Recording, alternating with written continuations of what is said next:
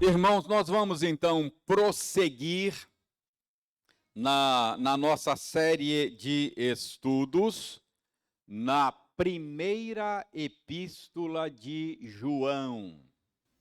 Hoje vamos focalizar no capítulo 2, primeira epístola de João, no capítulo 2. Focalizaremos os versos 7 a 11. Primeira Epístola de João, capítulo 2, versos 7 a 11. Será o texto focalizado hoje. Eu lerei, você vai acompanhar silenciosamente a leitura que farei. E você depois deve manter a sua Bíblia aberta aí nesta porção, a fim de acompanhar a análise que faremos, não é? Dessa porção. Primeira de João, capítulo 2, versos 7 a 11, ok?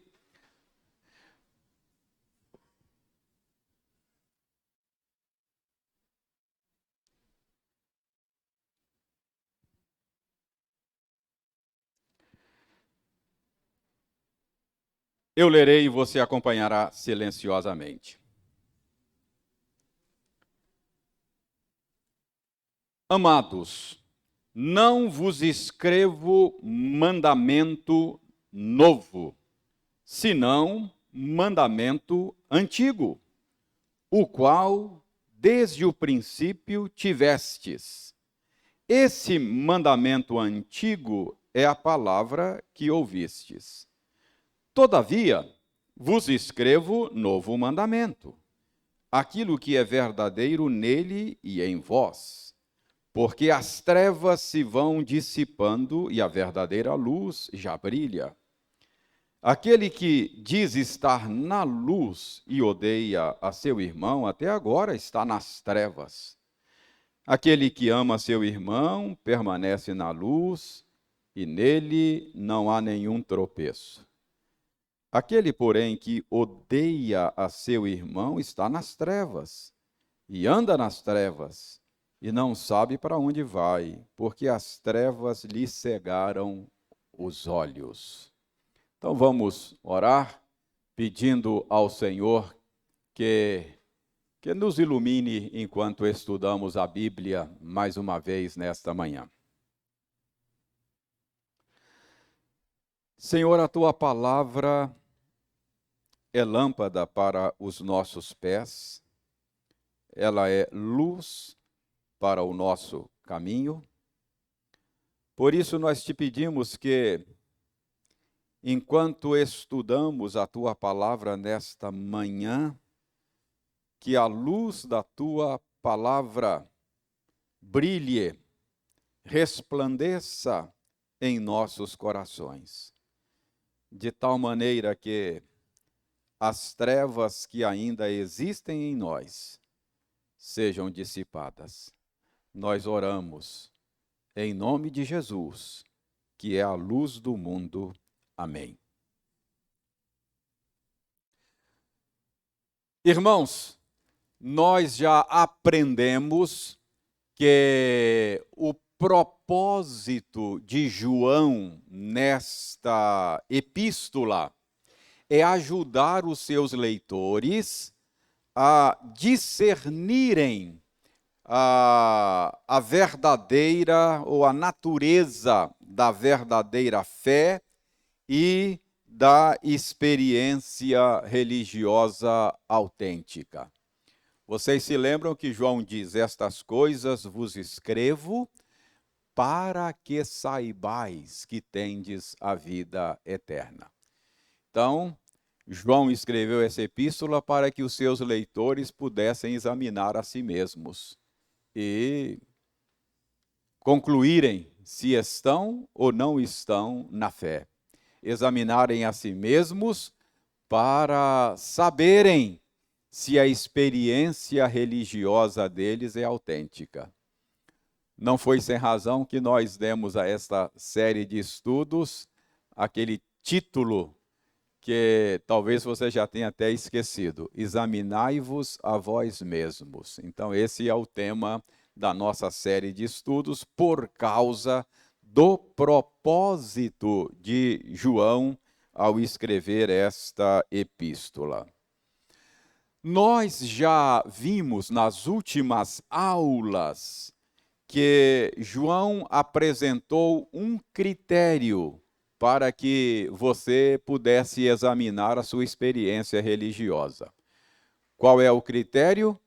O critério da obediência. Isso está aí nos versos 3 a 6.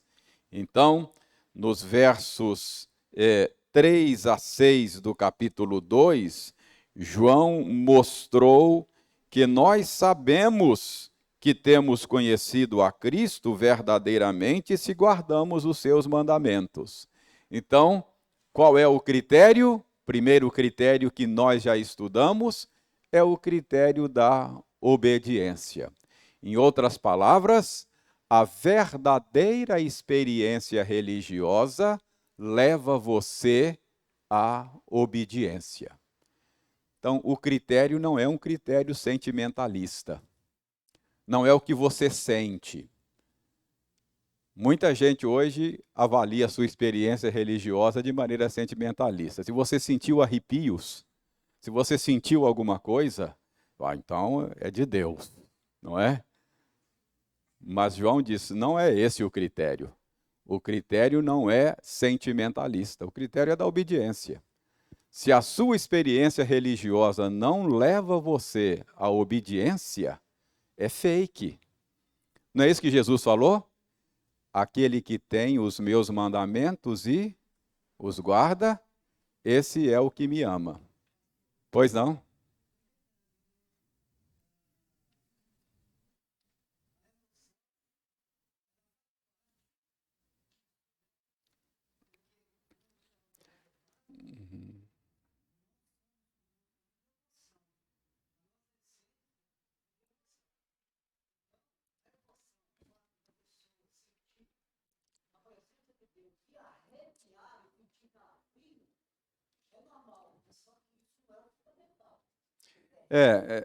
Isso está claro, Jurandir.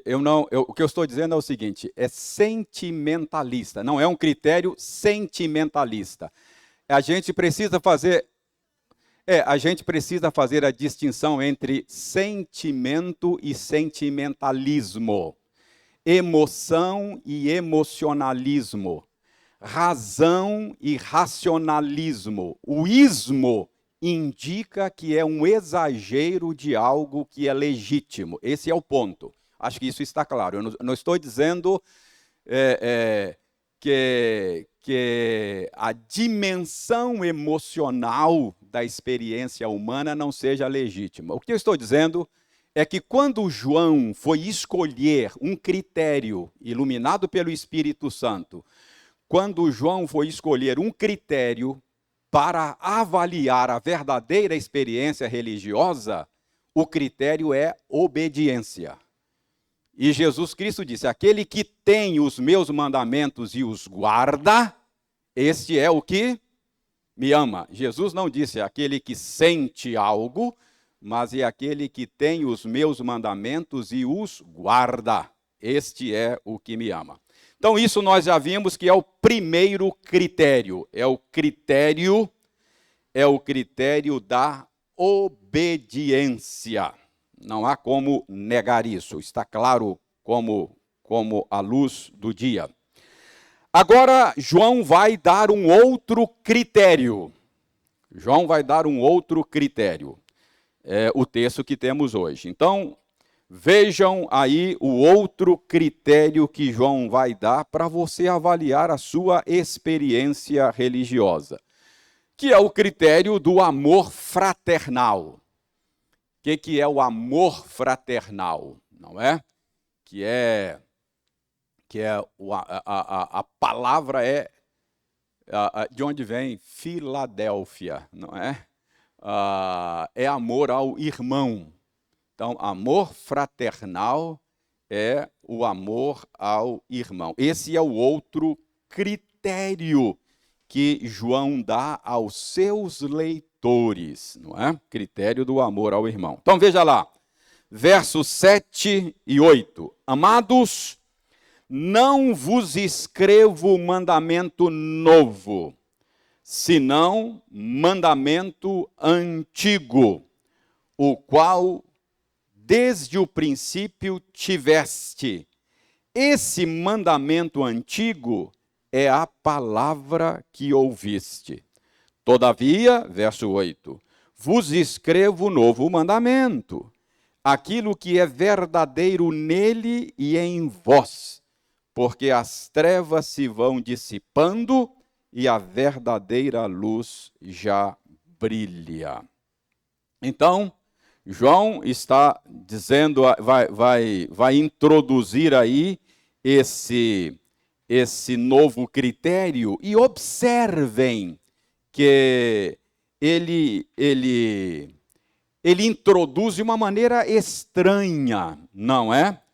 João nos fala aqui que vai apresentar aos seus leitores um mandamento que é antigo, não é um mandamento novo. Está vendo aí no verso 7? Ele diz aí no verso 7, amados, não vos escrevo mandamento novo, senão mandamento antigo. Mas, no verso 8, ele se refere a esse mandamento que ele vai apresentar como um mandamento novo. Todavia, vos escrevo novo mandamento. Não é estranho isso? No verso 7, ele diz que não é um mandamento novo, mas é antigo. No verso 8, ele diz que é um mandamento novo. Espera aí, João tem que decidir, não é? Se ele é novo, se ele é velho, mas o fato é que ele está dizendo que ele vai apresentar um mandamento que é antigo e é novo ao mesmo tempo. Não é isso que ele está dizendo aí? Como é que pode ser isso? Como é que pode ser um mandamento novo e antigo ao mesmo tempo? Em que sentido esse mandamento que ele vai apresentar, que é um novo critério para avaliar a experiência religiosa, em que sentido esse mandamento é velho e é novo ao mesmo tempo? Irmãos, eu creio que o que João está dizendo aqui é que o mandamento, ele é velho num sentido e ele é novo em outro sentido. Ele é velho no sentido de que já era algo conhecido desde os dias do Antigo Testamento. O mandamento do amor ao próximo está lá na lei dada por Moisés, está lá nos livros do Antigo Testamento. Por exemplo, Levítico capítulo 19, verso 18, diz o seguinte: amarás o teu próximo como a ti mesmo.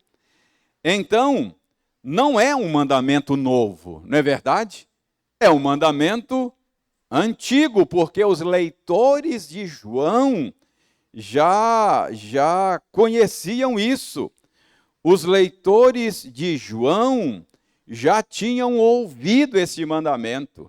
Não era a primeira vez que eles haveriam de ouvir o mandamento que João vai dizer. Por isso é que João diz: amados, não vos escrevo mandamento novo, senão mandamento antigo, o qual desde o princípio tivestes. Ou seja, vocês já ouviram o mandamento que eu vou apresentar agora como critério para avaliar a experiência religiosa de vocês. Então, ele não é novo nesse sentido. Mas, todavia, João começa o verso 8 com essa conjunção, não é? Adversativa, mas, Todavia, contudo, eu vos escrevo mandamento novo, não é? Quer dizer, ele não é novo num sentido, ele é antigo, mas há um sentido, João está dizendo, há um sentido em que ele é novo. Ele é novo em que sentido? Irmãos, ele é novo, e ele era novo para os leitores de João, no sentido de que foi com a vinda de Cristo ao mundo que esse mandamento do amor se manifestou de maneira mais exuberante, mais clara. Eles já sabiam do amor, eles já conheciam o amor. Mas quando Cristo veio ao mundo, o amor brilhou com maior intensidade. Então, vejam bem, podemos dizer que os homens, os leitores de João, só conheceram realmente o amor até que o viram em Jesus Cristo e na sua obra. Então, o mandamento do amor é coisa antiga.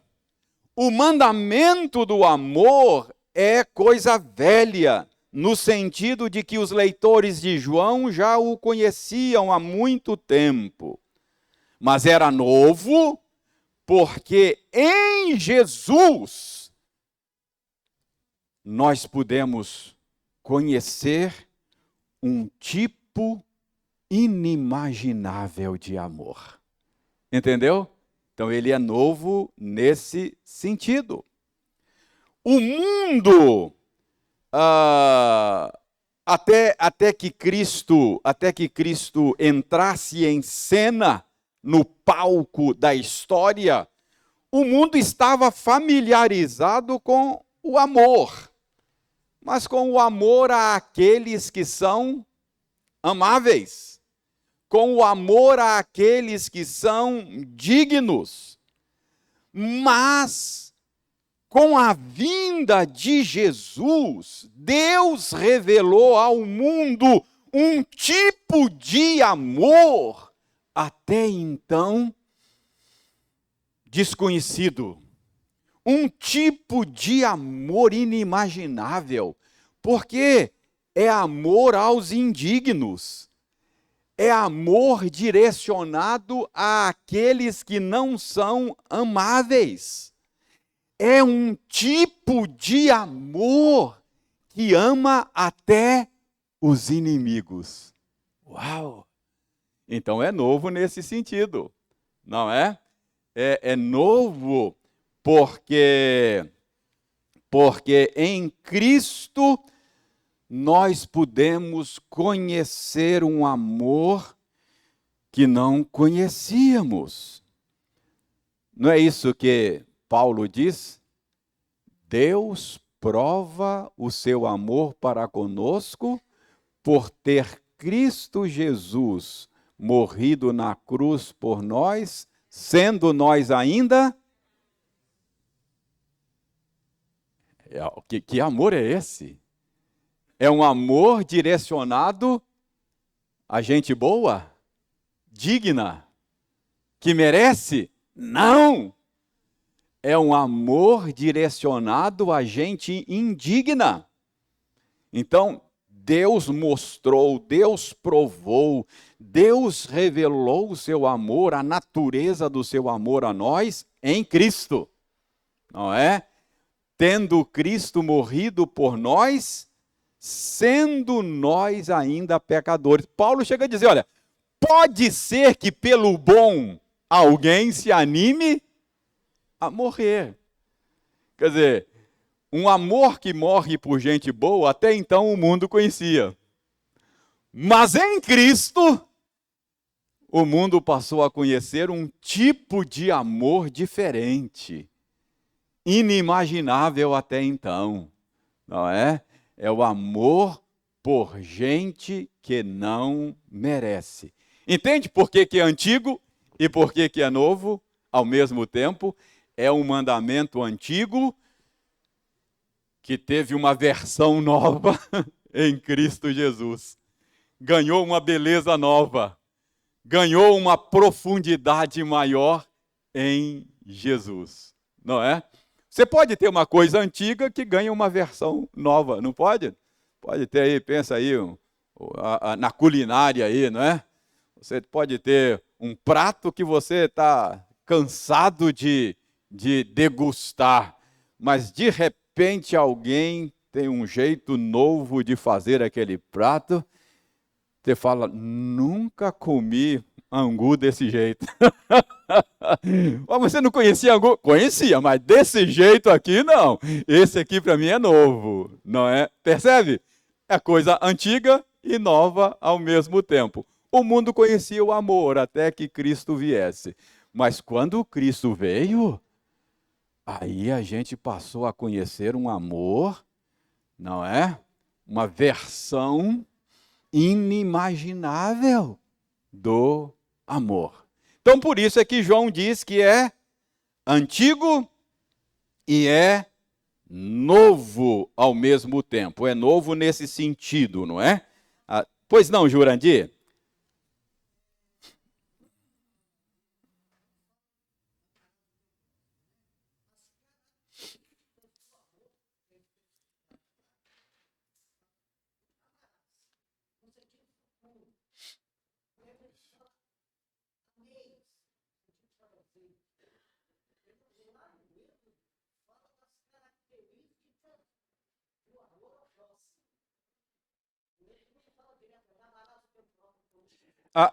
O tempo verbal aí não, o tempo verbal não muda.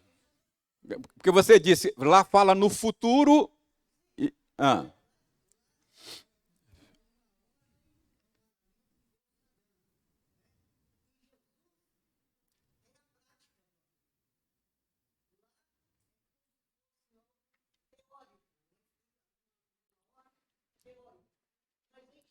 Não, não. Deus esperava lá no Antigo Testamento que eles fossem práticos. Não, não, não é. Você está dizendo que lá era teórico e que agora é prático. Essa distinção está errada.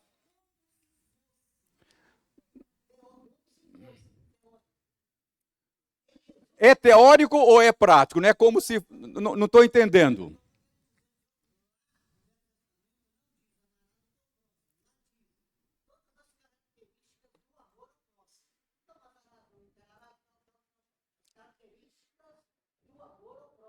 Hum.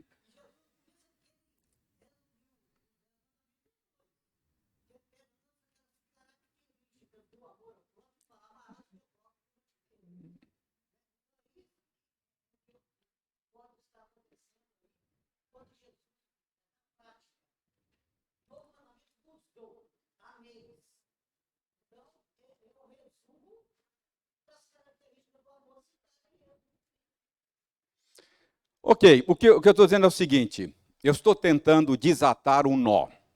Qual é o nó? O nó é o seguinte: João disse que vai falar de algo que é velho e novo ao mesmo tempo. Esse é o nó. Como é que algo pode ser velho e novo ao mesmo tempo? Então, a maneira pela qual eu estou desatando o nó, eu acho que essa é a maneira de desatar o nó, é dizer que era antigo, o que João vai dizer, no sentido de que eles já sabiam que essa é a vontade de Deus, amar o próximo. Então, não é nada novo para eles. Mas por que que João diz que é algo novo? Porque em Jesus, esse velho mandamento, já conhecido, ganhou uma dimensão que até então é novidade, que é amar aquele que não merece o nosso amor. Acho que essa é a maneira de desatar o nó, ok? Muito bem. Dito isso, entendido aí por que João fala de algo que é velho e novo ao mesmo tempo, Vejam agora o verso 8. Verso 8. Ele diz aí: porque as trevas se vão dissipando, e a verdadeira luz já brilha. O que João quer dizer com isso? Preste atenção. Ao dizer que as trevas já vão dissipando e que a verdadeira luz já brilha, João nos dá a dica de que ele está pensando na vinda de Cristo.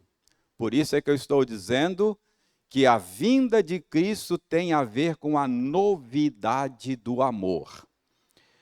Porque esse conceito de trevas passando e luz raiando é um conceito que os escritores do Novo Testamento usam para falar do que aconteceu na vinda de Cristo.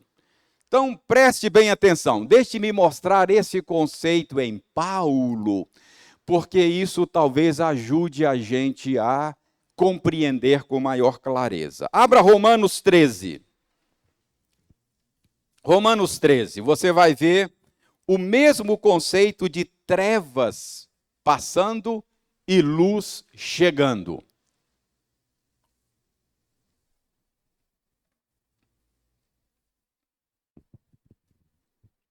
Romanos 13, 11 e 12. E digo isso a vós outros que conheceis o tempo. Já é hora de despertardes do sono, porque a nossa salvação está agora mais perto do que quando no princípio cremos. Olha o conceito no verso 12. Vai alta a noite e vem chegando o dia. Deixemos, pois, as obras das trevas e revistamo-nos das armas da luz. Notem que os escritores do Novo Testamento, Paulo aqui e João lá no texto que estamos estudando, divide a história da humanidade em noite e dia. Quando o pecado entrou no mundo, quando os seres humanos se rebelaram contra Deus, as trevas baixaram sobre a humanidade. Entendeu? Trevas tem a ver com pecado, com escuridão. Então, lá no Éden, quando os primeiros seres humanos se rebelaram contra Deus, começou a noite da humanidade. Entendeu? Então, a queda inaugurou a noite da humanidade. O mundo está em trevas por causa do pecado. Cegueira. O Deus deste século cega o entendimento das pessoas. Então, desde que os homens, os seres humanos se rebelaram contra Deus, começou a noite da humanidade. Mas havia uma promessa de que o sol da justiça ia brilhar um dia. Havia a promessa de que as trevas da noite da humanidade seriam dissipadas. Então, essa é a promessa. E quando foi que os primeiros raios de sol brilharam sobre a humanidade?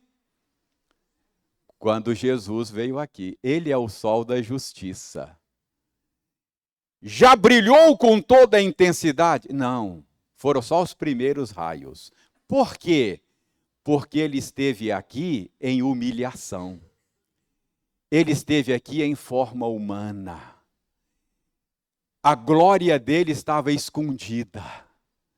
Quem olhava para ele não via o brilho dele. Via um ser humano qualquer. Tanto é assim que os inimigos dele precisavam de uma senha. Judas falou, ele é aquele que eu vou beijar. A hora que eu der um beijo, vocês ficam sabendo quem é ele. É uma senha, porque ele era confundido com qualquer ser humano pecador miserável.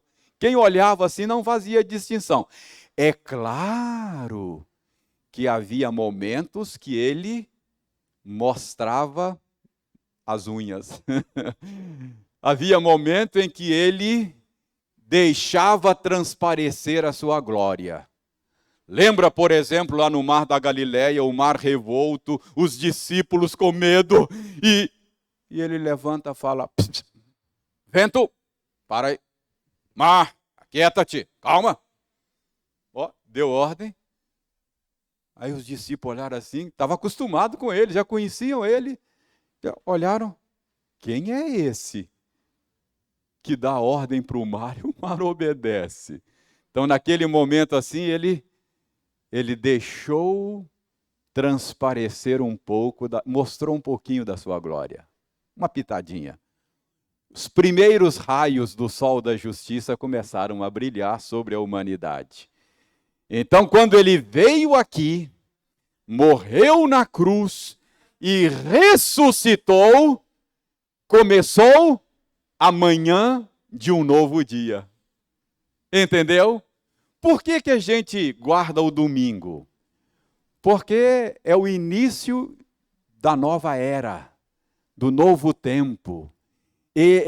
Foi num domingo que Jesus inaugurou um novo tempo. Então, na queda, começou a noite da humanidade. Na encarnação e na obra de Jesus, começou a raiar um novo dia. Entendeu o momento que nós estamos vivendo? Trevas e luz. Essa é a ideia, não é? Então é isso que Paulo está dizendo aqui. Paulo está dizendo que nós somos do dia que precisamos viver, não é? Em novidade de vida, porque o dia já começou a raiar. Nós estamos assim na madrugada da história. Na madrugada da história. Você já acordou assim de madrugada, não é? 4 horas da manhã, agora está amanhecendo mais cedo, né? Outro dia, 6 horas da manhã, saímos para fazer caminhada, estava um sol quente. Mas lá para as 3 da manhã, 4, já é um novo dia, mas o sol não brilhou com toda a sua intensidade. Então é isso que João está dizendo no verso 8. Dê uma olhada aí no verso 8, final do verso 8. Porque as trevas se vão dissipando. Ou seja, esse momento da história da humanidade é o momento em que as trevas já estão passando, já estão dissipando, não é? E a verdadeira luz já brilha. Então, fica claro aí que João tem em mente a vinda de Jesus Cristo, que o sol da justiça, embora não brilhe ainda em toda a sua intensidade, ele já começou a jogar sobre nós os seus primeiros raios.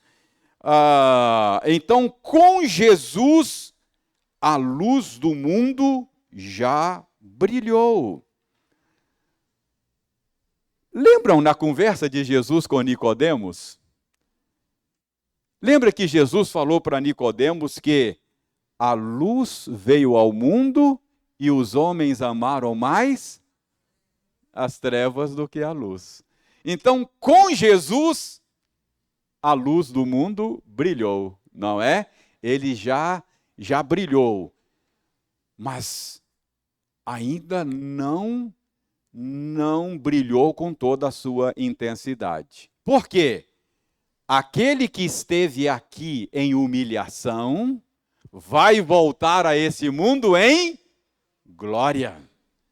A primeira vez que ele veio, precisou de uma senha para saber quem era ele. E quando ele voltar, vai precisar de senha?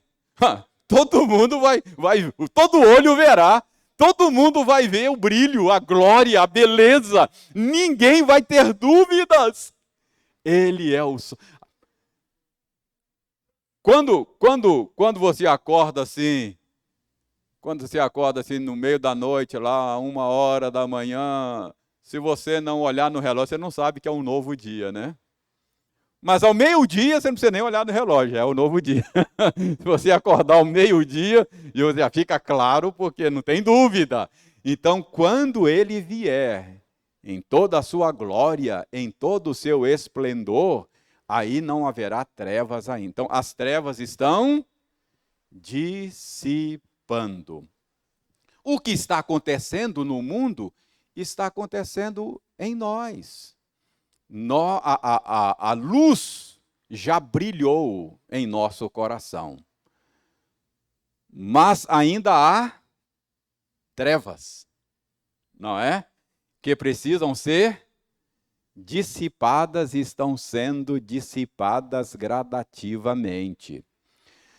Imagine esse ambiente aqui,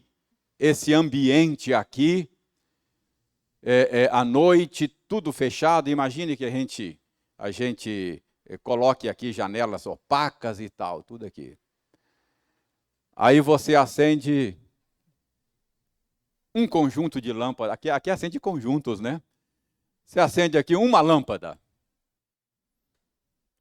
Já tem luz aqui dentro com uma lâmpada acesa? Tem. Mas ainda tem trevas, não tem? É só você acender uma outra lâmpada. Pá, acende uma outra lâmpada, não é? A gente não faz o contrário aqui? Às vezes a gente quer visualizar as coisas projetadas ali, a gente apaga aqui. Aí, ó, tá vendo? O que a Leda fez ali? A Leda permitiu um pouquinho de trevas aqui dentro. Agora a Leda dissipou as trevas. Percebe? É mais ou menos isso o nosso coração. Tem luz e trevas ainda, não é? Trevas que precisam ser dissipadas, não é? A história da humanidade é assim também. Então, nós já somos luz, mas ainda temos trevas, não é? A história da humanidade a luz já brilhou, mas ainda é madrugada, ainda não brilhou com toda a sua intensidade. Então é isso que João está dizendo no final do verso 8, não é? Ele está dizendo aí, no final do verso 8, que as trevas se vão dissipando e a verdadeira luz já brilha. Agora notem ainda outro detalhe no verso 8. Outro detalhe.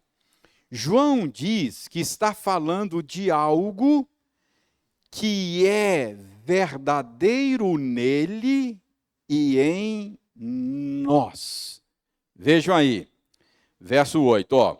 Todavia vos escrevo novo mandamento, aquilo que é verdadeiro nele e em nós. O novo mandamento do qual João vai tratar é verdadeiro nele e é verdadeiro em nós. Isso é muito importante, isso aqui é uma beleza, isso aqui. Que novo mandamento é esse que João está se referindo a ele? Que novo mandamento? O mandamento do amor. Então ele está dizendo aí que esse mandamento do amor é verdadeiro nele e verdadeiro em nós. Nele quem? Em Jesus, em Cristo. É verdadeiro nele e é verdadeiro em nós. Nós quem? Nós que estamos nele, não é?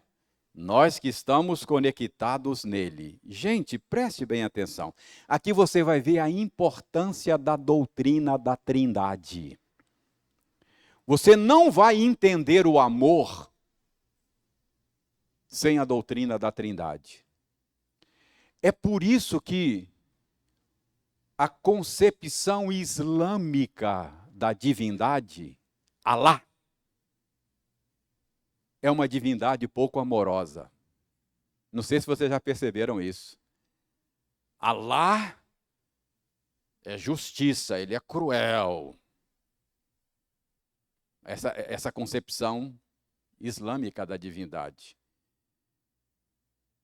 O Deus, conforme concebido pelos cristãos, segundo revelado na Escritura, é trino.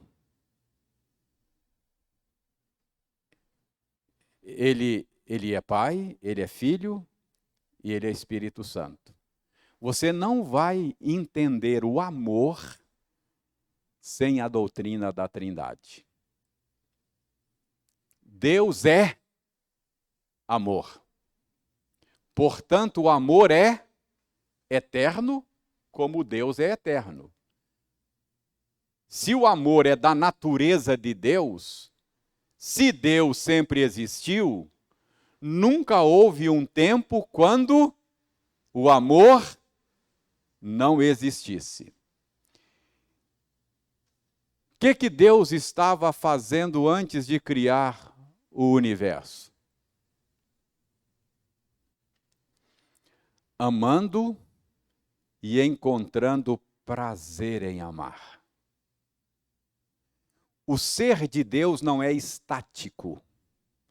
O ser de Deus é dinâmico. Há em Deus uma eterna dinâmica de amor e prazer. Lembra no batismo de Jesus, uma voz soou do céu e disse assim: esse é o meu filho o quê? Esse é o meu filho a quem eu amo por toda a eternidade e que me dá prazer em fazer isso, em quem me comprazo. O ser de Deus é uma dinâmica eterna de amor e prazer. Agora preste atenção. Quando você é unido a Cristo, conectado a Cristo, você é trazido para dentro desta dinâmica de amor e prazer.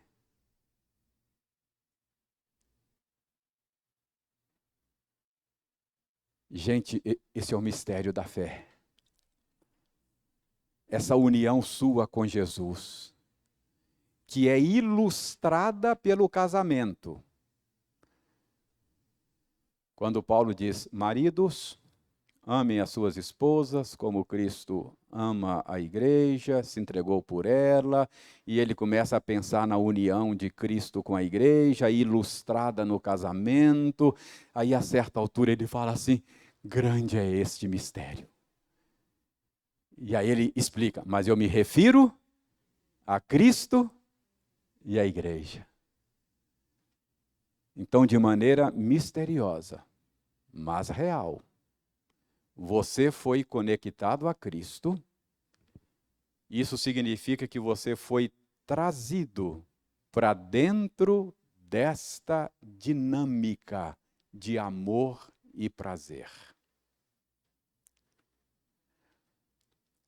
O que isso significa?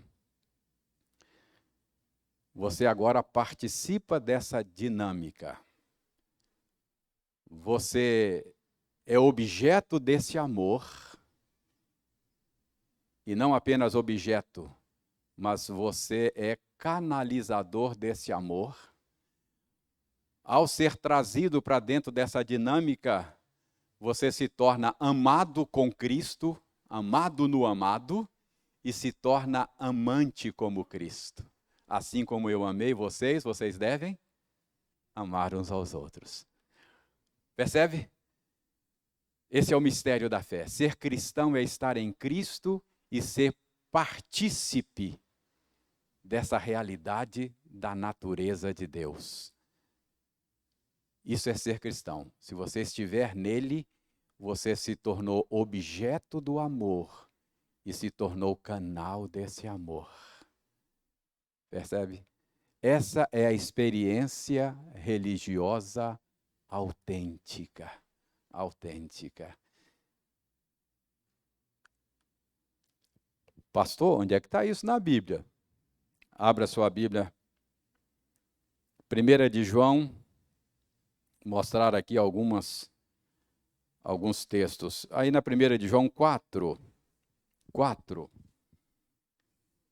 verso 7 a 11. 1 de João 4, verso 7 a 11.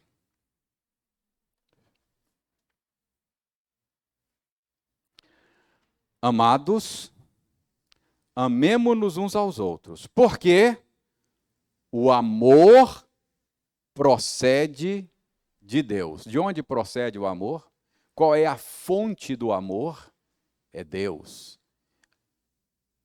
E todo aquele que ama é nascido de Deus e conhece a Deus.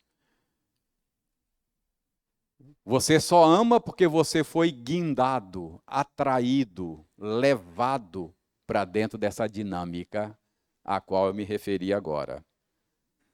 Você só ama porque ele amou você primeiro. Aquele que não ama, não conhece a Deus. Aquele que não ama, não foi unido a Cristo. Aquele que não ama, não foi levado para dentro dessa dinâmica, dessa ciranda do amor. Aquele que não ama está fora dessa ciranda. Se você foi levado para dentro dessa ciranda, você se tornou amado e amante. Se você não é amante, então você também não é amado. Você está fora dessa ciranda. Está desconectado. Percebe? Veja bem, aquele que não ama, não conhece a Deus, porque Deus é amor. Nisto se manifestou o amor de Deus em nós, em haver Deus enviado o seu Filho unigênito ao mundo, para vivermos por meio dele. Nisso se manifestou o amor de Deus. O amor já era conhecido, mas quando é que ele se manifestou? Quando Cristo foi enviado. Verso 10. Nisto consiste o amor, não em que nós tenhamos amado a Deus, mas em que Ele nos amou e enviou o seu Filho como propiciação pelos nossos pecados. Amados, se Deus de tal maneira nos amou, devemos nós também amar uns aos outros. Essa é a verdadeira experiência cristã. A verdadeira experiência cristã é ser admitido na ciranda do amor. É ser guindado, atraído, levado. E como é que eu sou levado para dentro disso? Por meio da minha união com Cristo. Por meio da nossa união com Cristo, nós somos introduzidos nessa dinâmica de amor e prazer. E prazer. Não é? Pois não?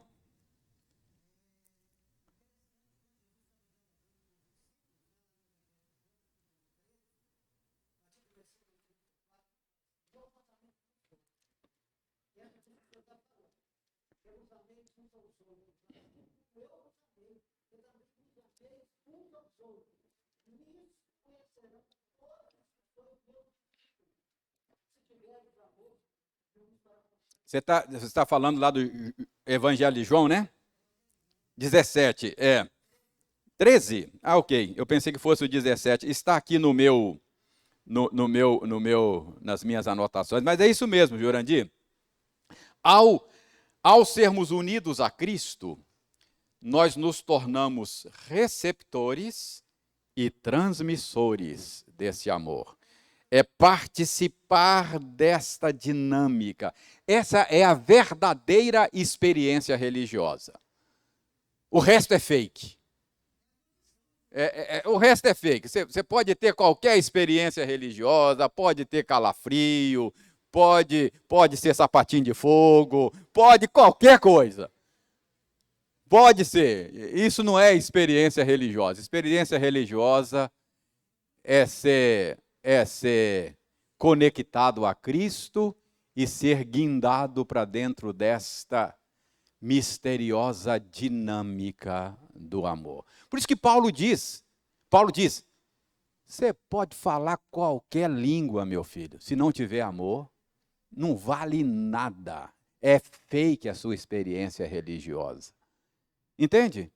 Então, João está aqui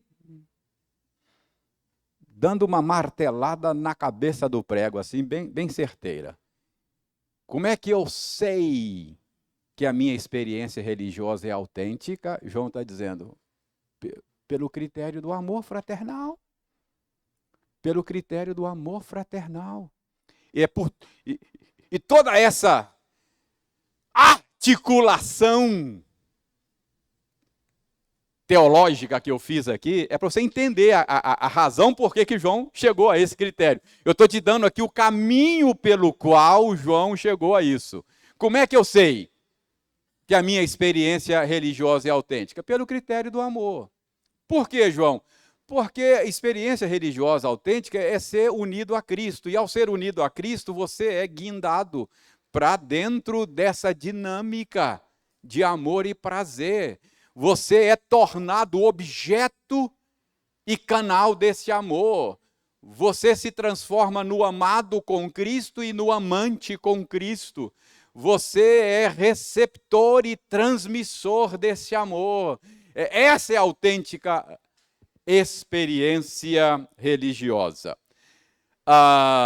Vejam bem, vamos lá para João 17. Isso fica muito claro em João 17. Evangelho de João, verso 17.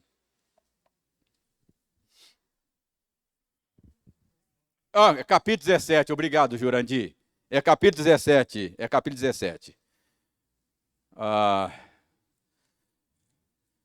falha nossa aqui, desculpe a nossa falha. 17, a partir do verso 20, é uma oração de Jesus, é a oração sacerdotal. Vejam bem, olha como é que Jesus diz aqui, para você entender a sua participação nessa ciranda de amor e prazer. Não rogo somente por estes, mas também por aqueles que vierem a crer em mim por intermédio da tua palavra, da sua palavra. Jesus está orando por você e por mim. E o que Jesus está pedindo? A fim de que todos sejam um. Olha só. E como és tu, ó Pai, em mim, e eu em ti, também sejam eles. Ou seja, Pai, assim como nós sempre participamos dessa ciranda por toda a eternidade, que eles sejam trazidos para participar conosco. É isso que Jesus está dizendo. Que eles sejam trazidos para participar disso. Você entende que a maior bênção que Deus pode dar a você é Ele mesmo? O problema nosso é que nós nos contentamos com pouco. A gente quer coisa que traça e ferrugem corrói. Não é? Mas essa é a bênção. É ser participante. Isso não tem preço. Isso não tem preço. E é por isso que a gente perde até o medo da morte. Porque na morte a minha participação nisso será intensificada e não diminuída. Percebe? Para que o mundo creia que tu me enviaste. Verso 22. Eu lhes tenho transmitido a glória que me tens dado. Para quê? Para que sejam um como nós o somos. Quer dizer, o propósito de Jesus é levar você para participar disso. Eu neles Jesus em nós, eu neles, Jesus que está falando, eu conectado a eles e tu em mim. Não é? Tudo junto e misturado. A fim de que sejam aperfeiçoados na unidade, para que o mundo conheça que tu me enviaste, preste atenção, e os amaste como também amaste a mim. Olha, o que o Pai estava fazendo por toda a eternidade? Amando o Filho. E agora o Filho está dizendo, Pai, eu quero que eles sejam amados com esse mesmo amor que tu me amas por toda a eternidade. Olha só, você objeto do mesmo amor. Quando Deus falou, esse é o meu Filho amado. Aí você, unido a Cristo, diz, isso aí é meu respeito também. Esse é o meu Filho amado. Verso 24, Pai, diz Jesus, a minha vontade é que onde eu estou, estejam também comigo os que me deste, para que vejam a minha glória que me conferiste. Preste atenção. Porque me amaste antes da fundação do mundo. O que Deus estava fazendo antes da fundação do mundo? Amando o seu Filho. Verso 25. Pai justo, o mundo não te conheceu. Eu, porém, te conheci. E também estes compreenderam que tu me enviaste. Eu lhes fiz conhecer o teu nome e ainda o farei conhecer. Para quê? A fim de que o amor com que me amaste antes da fundação do mundo esteja neles. E eu neles esteja. Olha qual é o propósito de Jesus? Que você seja objeto do mesmo amor do qual ele é objeto. Se você estiver unido a Cristo, sabe, você está sendo amado com amor eterno. Sabe quando é que Deus vai deixar de amar você? O dia que ele deixar de amar Cristo. Sabe quando é que ele vai deixar de amar Cristo? Nunca. Você está seguro em Cristo por toda a eternidade. Nada poderá nos separar do amor de Deus que está em Cristo Jesus.